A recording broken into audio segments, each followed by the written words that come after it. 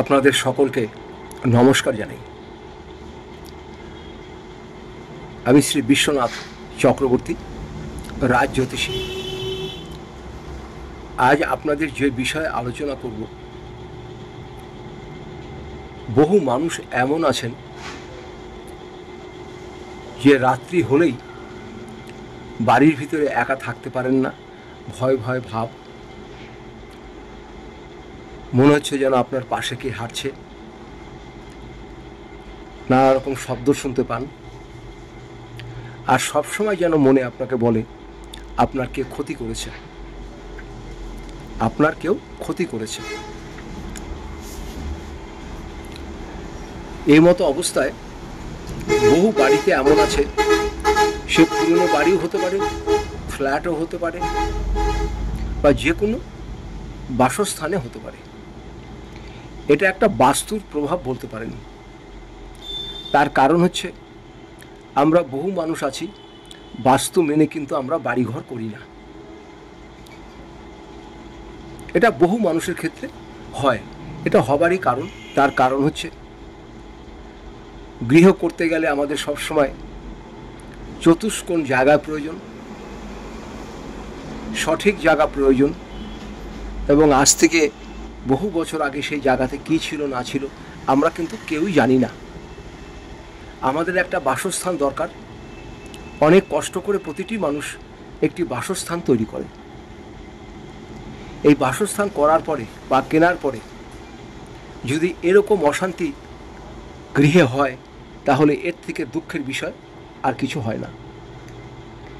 আর এসবের জন্য অনেকেই বিভিন্ন তান্ত্রিকের কাছে যান, বিভিন্ন মন্দির মসজিদে যান, একে হাত দেখান, ওকে বাড়ি দেখান, একে নিয়ে একটা যজ্ঞ করান, ওকে নিয়ে যজ্ঞ করান।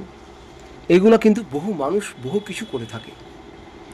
তা আপনাদের আমি শুধু একটাই অনুরোধ করে বলবো, আপনাদের মনে যা খুশি হয় সেটা করুন, কোনো আপত্তি নেই।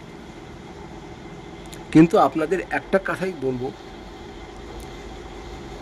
এগুলো যেসব আপনারা করাচ্ছেন, এই যজ্ঞ বলুন, তান্ত্রিকের কাছে বলুন, এইগুলো কিন্তু আপনাদের কোনো কাজে লাগবে না, শুধুমাত্র আপনাদের পয়সাটাই খরচ হবে। আজ আপনাদের আমি এই ছোট্ট ব্যাপারটাই বলবো, কোনো রকম ভয় ডর আপনার বাড়িতে কিচ্ছু থাকবে না। কোনো রকম ভয় ডর আপনার বাড়িতে কিচ্ছু থাকবে না। এই ভিডিওটা আমি করছি সবার জন্যই। এবার দেখা গেল কারো লগ্ন রাশি আলাদা, তাদের প্রভাব বেশি পড়তে পারে। যাদের লগ্ন রাশি দুর্বল, তাদের এই জিনিসগুলো গৃহে বেশি হয়।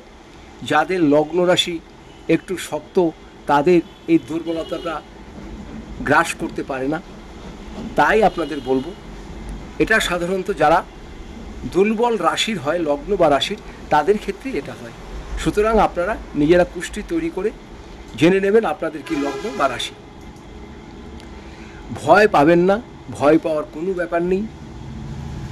সবসময় মনে রাখবেন, আমার বাড়িটা খুবই পবিত্র, আমার বাড়ি খুব পবিত্র। এই পবিত্রতা রাখার জন্য আপনি কি করবেন?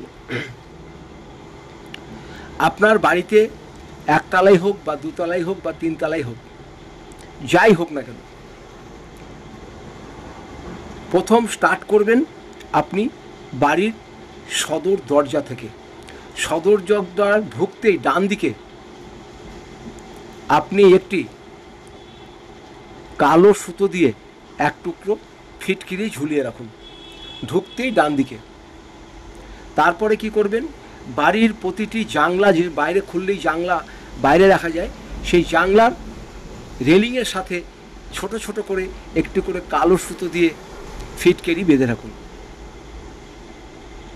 প্রতিটি জানলায় রাখবেন, নিচে রাখুন, উপরে রাখুন, রান্নাঘর, বাথরুম, পায়খানা, সব জায়গাতেই জানলার দিকে একটি করে ছোট ছোট ফিটকিরি বেঁধে রাখুন কালো সুতো দিয়ে। এটা একটা গেল। আর একটা জিনিস হচ্ছে, রাত্রিবেলা যখন খাওয়া দাওয়া সেরে আপনারা শুতে যাবেন, তখন আপনাদের সদর দরজার সামনে, ঠিক সদর দরজার সামনে একটা কাজ করবেন, একটা মাটির প্রদীপের মধ্যে 4-5টা কর্পূরের দানা দেবেন, আর কর্পূরের দানাটা যখন ধরে যাবে তার ভিতরে আপনারা একটু ফিটকিরি গুঁড়ো করে রাখবেন। সেই গুঁড়ো ফিটকিরিটা ওই আগুনের মধ্যে দিয়ে দেবেন। যতক্ষণ না আগুনটা নিভে যায় ততক্ষণ দাঁড়িয়ে থাকবেন, তারপরে প্রদীপটা সরিয়ে দিয়ে আপনারা দরজা বন্ধ করে শুয়ে পড়ুন। দেখুন আপনাদের বাড়িতে কোনো রকম উৎপাত, কোনো রকম বাস্তুদোষ, কোনো রকম অশান্তি এগুলো কিন্তু সব চলে যাবে। সামান্য এই ছোটো কাজটা করুন। কিন্তু রাত্রিরে শোবার আগে কিন্তু কর্পূরের সঙ্গে একটু ফিটকারি আপনাকে জ্বালাতে হবে, আর কিচ্ছু করতে হবে না। খালি সেই ধোঁয়াটা আপনার বাড়ির দরজার সামনে ধোঁয়াটা বের হলেই এটা বিরাট কাজ করবে। এরপরে আমি এই ধরনের ভিডিও আরও আনবো। আপনারা খালি কিন্তু একটাই জিনিস করবেন, সাবস্ক্রাইব করবেন, লাইক করবেন আর শেয়ার করবেন। আমি আপনাদের কাছে কিছু চাই না, সাবস্ক্রাইব করবেন। কেন করবেন? নতুন ভিডিও আপনার কাছে পৌঁছে যাবে। শেয়ার কেন করবেন?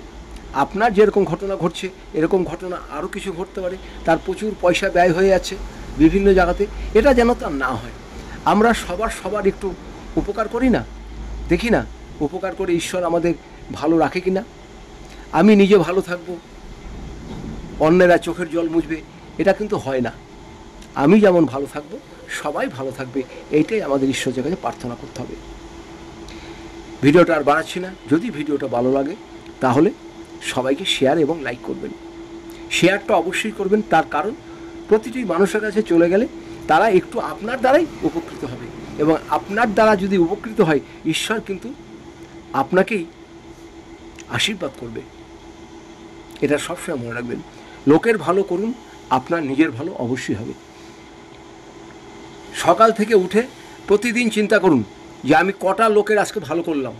আজকে 2টো লোকের ভালো করুন, কালকে আপনি সেটাকে ডবল করে দিন, 4টে করুন, তারপর দিন 6টা লোকের ভালো করুন, তারপর দিন 8টা লোকের ভালো করুন। দেখুন না, ভালো করে যান না, ঈশ্বর আপনাকে কত ভালো রাখে। আমার দৃঢ় বিশ্বাস, আপনি যদি অন্যের ভালো করেন আপনি ভালো থাকবেন। আপনি যদি অন্যের ভালো করেন আপনি ভালো অবশ্যই থাকবেন। ভিডিওটা আর বাড়াচ্ছি না, অনেক বড় হয়ে যাবে। এর পরের এপিসোডে আবার এরকম ধরনের ভিডিও পাবেন। খালি আপনারা শেয়ার, লাইক আর সাবস্ক্রাইব করবেন। সবাই ভালো থাকবেন, নমস্কার নেবেন।